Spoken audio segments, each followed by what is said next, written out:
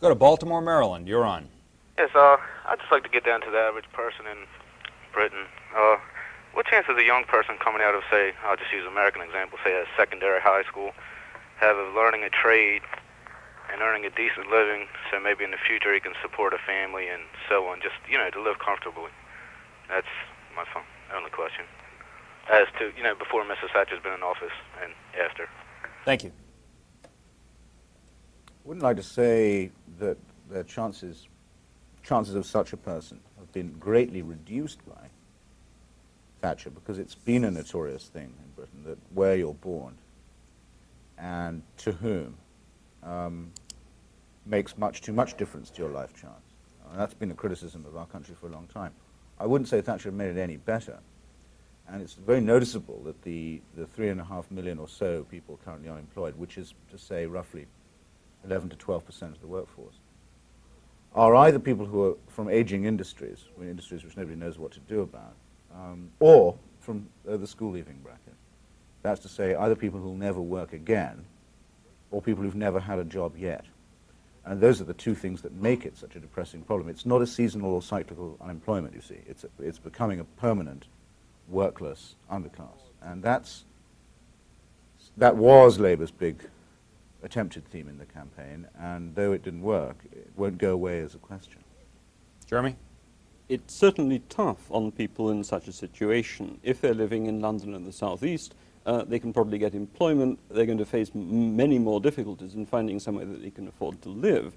If they're in northern cities, particularly those which have had a tradition of large-scale manufacturing employment, then the situation is extremely tough. The Conservative Party has put an enormous amount of effort into various kinds of youth training schemes, and they now have moved to a situation where they're guaranteeing people vacation-related training for a couple of years after leaving school for anyone who can't otherwise get employment.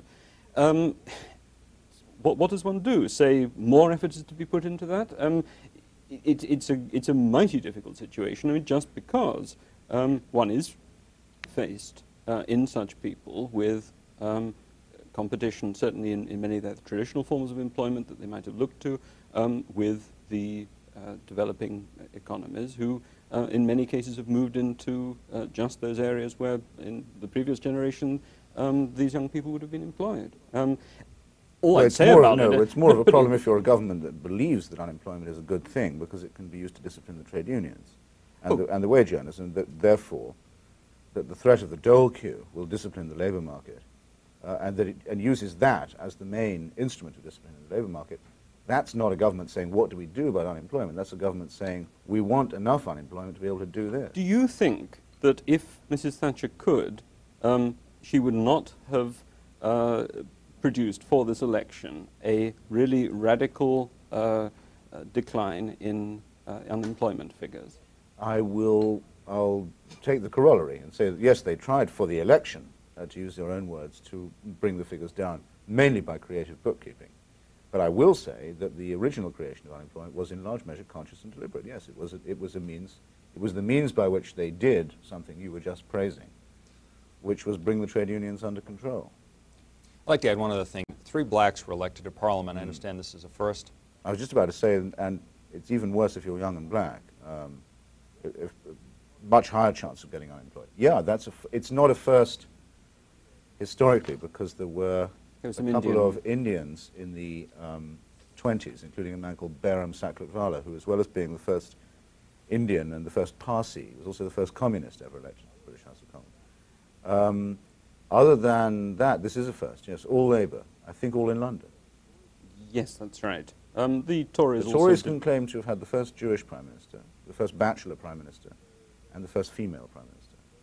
So their record isn't that bad, but it'll go hard for them to get any serious black candidate. They've made too many appeals to racial prejudice, in either subliminally or directly in the past, to attract the constituency necessary. If I can come in on that, I wouldn't be at all surprised to see Asian Tory MPs fairly soon. I mean, there are a number of people who are contesting seats that it's a minor disgrace that a party with the ability to elect MPs that the Conservative Party hasn't done that already. I repeat, the fact is there are not enough black and brown people will vote Tory because they know very well that the Conservative appeal has been venomously opposed to the settlement of black and brown people in Britain.